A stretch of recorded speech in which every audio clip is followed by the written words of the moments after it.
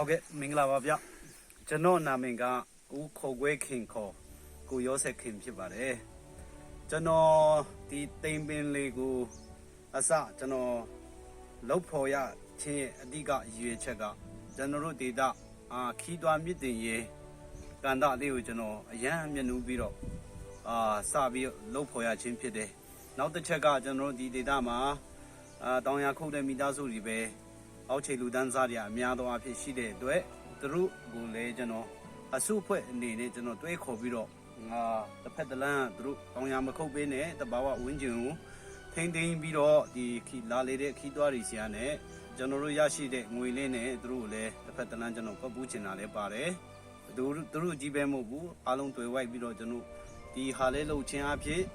ဈေးရောင်းတဲ့လူဝင်ငွေရှိမယ်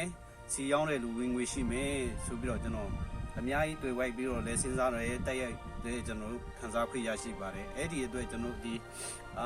တောင်ရခုတ်ထားတဲ့နေရာလေးတွေကျွန်တော်တို့အပင်လေးဆိုင်ရင်းနဲ့စိမ်းလဲစုပြီးရဲ့အတွက်လည်းကျွန်တော်အဓိက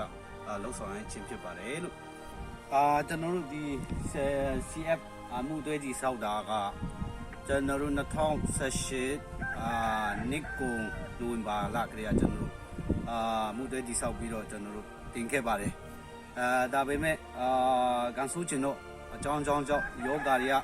အဲ့ချိန်မှာထပေါ်ပြီးတော့ယုံနေမဖွေဘူးယုံနေပိတ်တာတို့ပြီးတော့နိုင်ငံရေးအပြောင်းလဲရှိတာတို့နဲ့ကျွန်တော်တို့ခွင့်ပြုမိရဖို့တော်တော်လေးကျွန်တော်တို့အချိန်2နှစ်လောက်စောင့်ခဲ့ရပါတယ်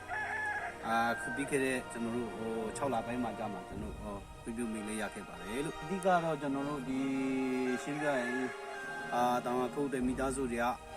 ရှင်းလင်းလိုက်တဲ့တောင်ကတုံးကြီးကိုကျွန်တော်တို့စိမ့်လန်းစုပြေခြင်းနဲ့စိတ်နဲ့ကျွန်တော်ရေပတုံးပြင်ရေမနေ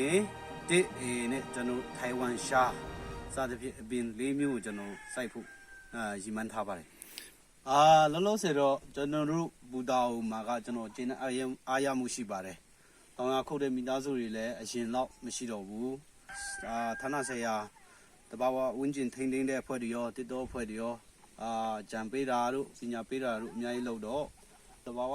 ဝင်းကျင်ကအဲ့လောက်ထိအရင်တော့လောက်ပြုံးသိမှုမရှိတော့ဘူးလို့ကျွန်တော်ခံစားတယ်ခီးသွွားလုပ်ငန်းနဲ့ဆိုင်ပြီးတော့ကျွန်တော်တို့အဓိကရည်ရွယ်ချက်ပေါ့နော်ဒါအပင်လေးဆိုင်မယ်စိမ့်လေးစိမ့်လန်းစုပြေချင်တယ်ဒါပေမဲ့ခီးသွွားလုပ်ငန်းကိုလည်းကျွန်တော်တို့ဘူတောင်ဒေတာမှာကရှင်းပြရင်တာအိုမီခုအခုပြီးတော့နေတဲ့လူတွေကတော်တော်များတယ်အဓိကအလုပ်တစ်ခုလိုလည်းဖြစ်နေတယ်ခီးသွွားလုပ်ငန်း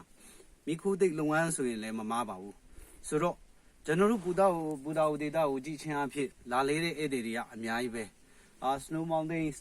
ဆိုပြီးတော့ကျွန်တော်ရေခေတောင်နောက်ခံနဲ့ဘူတာဝလာတယ်ဘူတာဝပါတယ်ဆိုပြီးတော့အများကြီးလာလေကြတော့များလေးပဲတကယ်လေးမေးဆိုရင်ကျွန်တော်ဘူတာဒေတာမှာလေပတ်ဆရာနေရာဆိုလို့10နေရာထက်မရှိဘူးအဲ့တော့တကယ်လေးကျွန်တော်နေရက်တော့မှကောင်းကောင်းလေလို့မရတဲ့အတွက်ကျွန်တော်ဒေတာမှာနေရာလေးတစ်ခုထပ်ပြီးတော့ကျွန်တော်ပုံဖော်ပေးတော့ဖန်တီးနိုင်ရင်တော့ပိုအဆင်ပြေမယ်ဆိုတော့စိတ်ကူးလေးတွေကျွန်တော်ကဝင်ခဲ့တယ်ခီးသွွားလုပ်ငန်းလေးလုပ်တယ်ဒီနေ့ဒီချိန်ထိNorthern Myanmar Trekking and Rafting ဆိုပြီးတော့ကျွန်တော် company agent သေးလေးရှိပါတယ်အဲ့လိုနဲ့ကျွန်တော်နေရာလေးတွေလိုက်ရှာဖန်တီးပြီးတော့ဒီနေရာဘာပြောဘူတာဝရဲ့အေးတဲ့အရာတာကိုတိမ်ပင်တွေမှာပူပြီးတော့ခန်းစားရမယ်ဆိုပြီးတော့ကျွန်တော်အဲ့ဒီစိတ်ကူးလေးဝင်ပြီးတကယ်လဲလာလေတဲ့ဧည့်သည်တွေကတိမ်နေရှိတယ်နောက်ခံရေခဲတောင်တွေ degradation ရှိပြီးသားဆိုတော့အားရခြေနဲ့မှုရှိတဲ့အတွက်ကိုယ့်ဟာနဲ့ကိုယ်လည်းခြေနဲ့အားရမှုရှိတယ်ဘူတာဝဒေတာအတွက်လည်းအထောက်အကူတစ်ခုလေးစရာနေရာတစ်ခုလို့လည်းအားလုံးကအတိမတ်ပြုတာကိုကျွန်တော်မြင်ရတော့အတိုင်းထက်အလွန်ကျွန်တော်ဝမ်းသာတယ်ဒီတစ်တော်လုံးငန်းနဲ့ပတ်သက်ပြီးဘယ်လိုမျိုးအကြံပြုချင်တယ်လဲကျွန်တော်တော့တစ်တော်ဥပဒေကိုကျွန်တော်ဒီနေ့ဒီချိန်မှာအရန်သဘောကျတယ်ရှင်းပြရင်မခုတ်နေလို့သူတို့ကလုံးဝရည်တည်ပြသူတို့အနေနဲ့လဲကန့်ကွက်လို့မရဘူးဆိုတာအောက်ခြေလူတန်းစားတွေအများကြီးရှိတဲ့အတွက်တောင်ရခုတ်ပြီးတော့လှုပ်ရှားတဲ့စားတောက်နေတဲ့လူတွေလည်းအများကြီးရှိတဲ့အတွက်ခုတ်ပါသူတော်များလေးပဲခုတ်ပြီးရင်အဲ့ဒီနေရာမှာတပင်ခုတ်တပင်ပြန်ဆိုင်ပြီးတော့စိမ့်လန်းစုပြေရေးကိုရှင်းပြောရင်ဒါကိုစိုက်ထားတဲ့ဟာကိုခုတ်ထားတဲ့ဟာကိုကနေကိုပြန်တာဝန်ယူပြီးတော့ပြန်စိုက်ဖို့ကျွန်တော်အမြဲတမ်းချက်ချောင်းဒီမှာကျွန်တော်ချက်ချောင်းထိုင်ပြီးရင်ကျွန်တော်တမဆရာအင်းဒီမှာကျွန်တော် white ပြီးစကား white တွေရှိတယ်အဲ့လိုမျိုးနေရာမှာဒီနေ့ဒီချိန်မှာ CF ဆိုတဲ့ဟာကြီးကျွန်တော်တို့အရန်အကူအညီပေးတဲ့ဥပဒေတွေကအများကြီးရှိတယ်တင်တော့မှာအဲ့တော့ကျွန်တော်ဒီတောင်ရခုတ်ပြီးရင်အဲ့ဒီနေရာမှာခုကနေကိုပြန်ဆိုင်ပြီးတော့ ဒီနေရာကိုကျွန်တော်ပြန်ထိန်းသိမ်းခွင့်ပြုပါဆိုပြီးတော့ဒီတော့ယုံသွားပြီးတော့စိမ့်လန်းစုပြေရဲ့အတွက်လည်းအထောက်အကူဖြစ်တယ်ကိုယ့်အတွက်လည်းအထောက်အကူဖြစ်တယ်ဆိုတော့အဲ့လိုလေးကိုကျွန်တော်ကရှင်းပြရင်ခုတ်ထားတဲ့တောင်ယာတွေ